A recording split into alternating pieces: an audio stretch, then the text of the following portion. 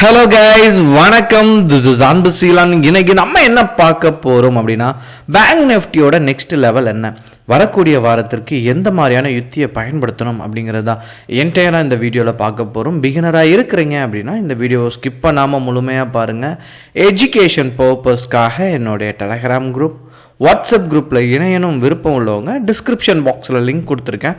அந்த லிங்கை பயன்படுத்தி கொள்ளலாம். இப்போ நம்ம வீடியோக்குள்ளே போகலாம். ஸோ பேங்க் நிஃப்டி வரக்கூடிய வாரத்துக்கு பொறுத்த மட்டும் ட்ரெண்டோட கன்ஃபர்மேஷன் எங்கேயுமே ஸ்ட்ராங் கன்ஃபர்மேஷன் அப்படிங்கிறத நீங்கள் சொல்லிடவே முடியாது, சரிங்களா? ஸோ சப்போர்ட்லேருந்து ரெசிஸ்டண்ட்டை நோக்கி போகிற ஒரு வியூ இருக்குது, அவ்வளோதான்.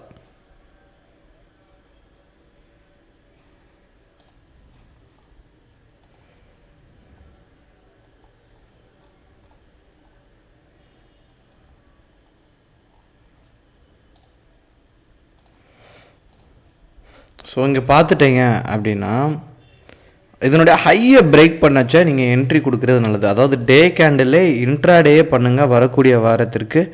ஏன் அப்படின்னா இந்த மந்த் உங்களுக்கு என்ன ஆக போகுதுன்னா எண்ட் ஆக போகுது. கண்டிப்பாக என்ன இருக்கும் அப்படின்னா ஃப்ளக்சுவேஷன் இருக்கும், சரிங்களா?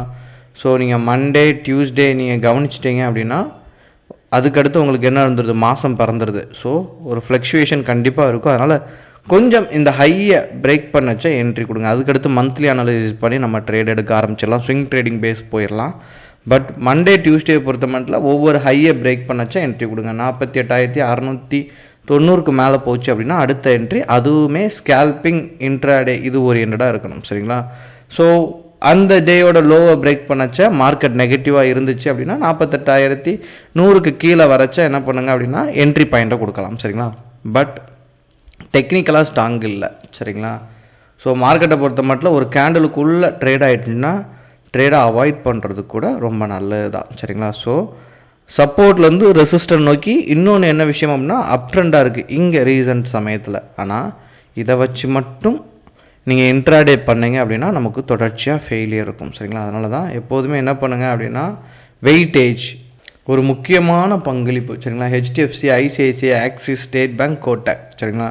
இந்த 5 பேங்க்கையும் வச்சு நீங்கள் ட்ரேடை எக்ஸிக்யூட் பண்ணுங்கள். இதை கொஞ்சம் ரிசர்ச் பண்ணுங்கள். இதில் ஹெச்டிஎஃப்சியை பொறுத்த மட்டும் நீங்கள் பார்த்துட்டிங்க அப்படின்னா ஸோ அதனுடைய லெவலை பொறுத்த மட்டும் நியூட்ரலாக இருக்குது, சரிங்களா? ஸோ இதில் ஒரு ஸ்ட்ராங் செல்லிங் கன்ஃபர்மேஷனும் சொல்லிட முடியாது, சரிங்களா? ஸ்ட்ராங் பையிங் கன்ஃபர்மேஷனும் சொல்லிட முடியாது. ஸோ ட்ராவல் ஆகிட்டுருக்கு. ஸோ அந்தந்த டேக்கு மார்க்கெட் எப்படி ஃப்ளக்சுவேட் ஆகுது அதை பொறுத்து ஹெச்டிஎஃப்சியை மட்டும் தனியாக நோட் பண்ணிக்கோங்க. ஐசிஐசிஐ ரெசிஸ்டன்ட் பாயிண்டில் இருக்குது, சரிங்களா? ஸோ கண்டிப்பாக என்ன இருக்கும் அப்படின்னா நல்ல ஒரு ஃப்ளக்சுவேஷன் இருக்கும். அப் மூமெண்ட் கொடுக்கச்சாலும் கண்டிப்பாக நீங்கள் என்ட்ரி கொடுக்கலாம். அப்புறம் பார்த்தீங்கன்னா எஸ்பிஐஎன் ட்ரெண்டை பிரேக் அவுட் பண்ணி ட்ராவல் ஆகிட்டுருக்கு. அப்புறம் இது ரொம்ப முக்கியம், இது நீங்கள் பர்சனலாக கூட ட்ரேட் எடுக்கலாம், சரிங்களா? ஸோ ஒரு சின்ன ஃப்ளக்சுவேஷன் இருக்குது, சரிங்களா? டோஜி ஃபார்ம் அமைஞ்சிருக்கு. இல்லை இதனுடைய ஹையை பிரேக் பண்ணிச்சு அப்படின்னா ஸ்விங் ட்ரேடிங்க்கும் பயன்படுத்தலாம். ஏன்னா ட்ரெண்டு பிரேக் அவுட், சரிங்களா? வரக்கூடிய நேரத்தில் உங்கள் வாட்ச் லிஸ்ட்டில் பர்சனலாக கூட இந்த ஸ்டாக்கை நோட் பண்ணி வச்சுக்கோங்க.